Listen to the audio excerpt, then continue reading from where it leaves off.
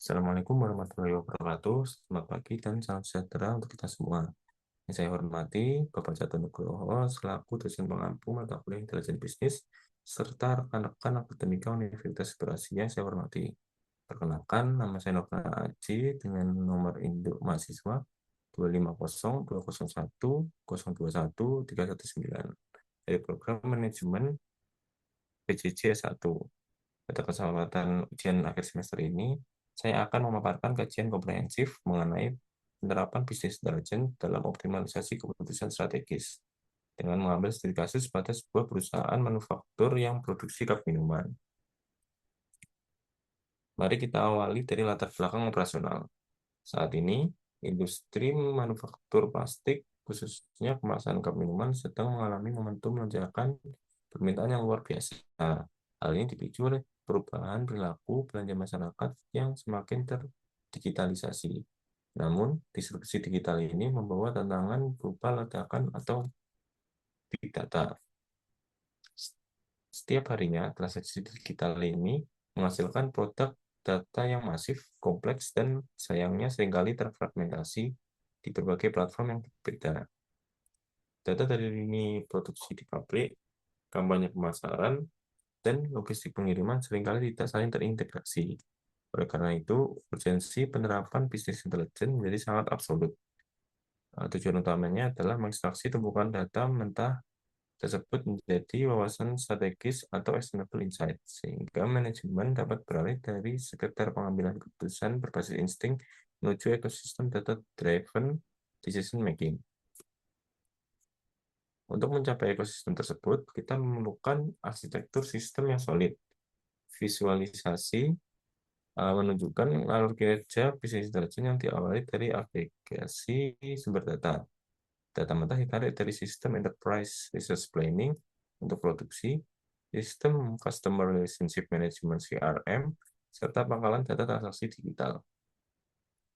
Selanjutnya, data ini memasuki fase ETL, atau kebanyakan dari Extract, Transform, and Load. Pada tahap krusial ini, data diberikan dari anomali, distandarisasi formatnya, dan disatukan.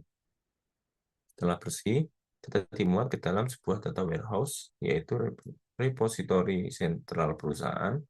Dari sinilah data siap untuk diproses melalui pemodelan analitik sebelum akhirnya disajikan dalam bentuk visualisasi dashboard interaktif yang memfasilitasi pihak tersebut, terutama pihak eksekutif, dalam merumuskan kebijakan strategis.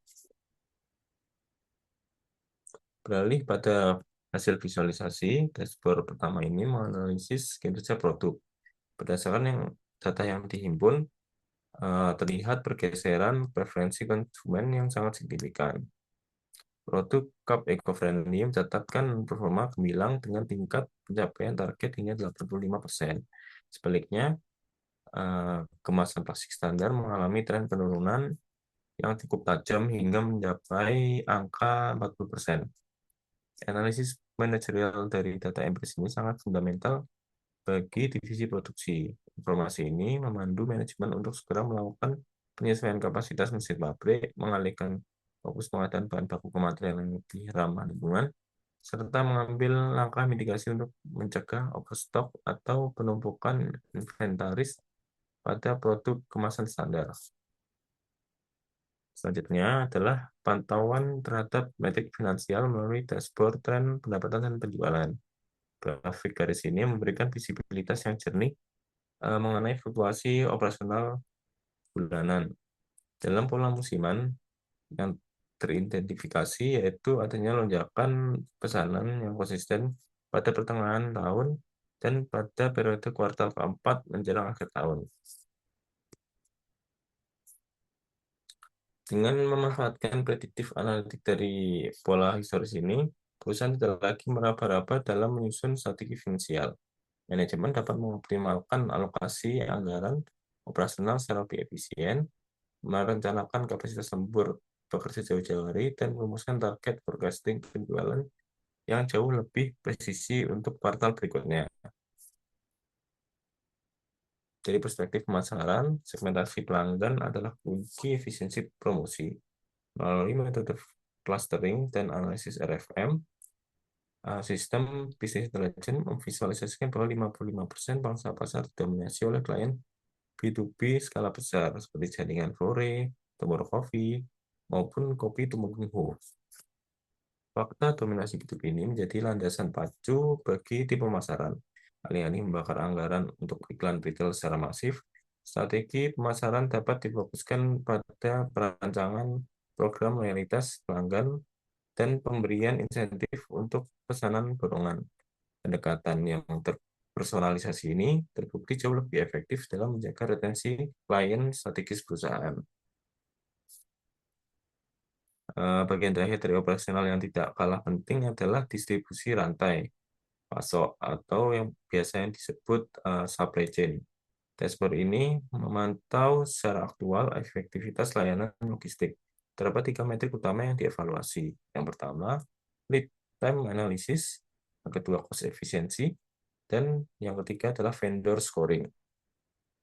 Nah, fitur vendor scoring secara otomatis memberikan penilaian terhadap tingkat keberhasilan pengiriman tanpa cacat dari berbagai mitra ekspedisi.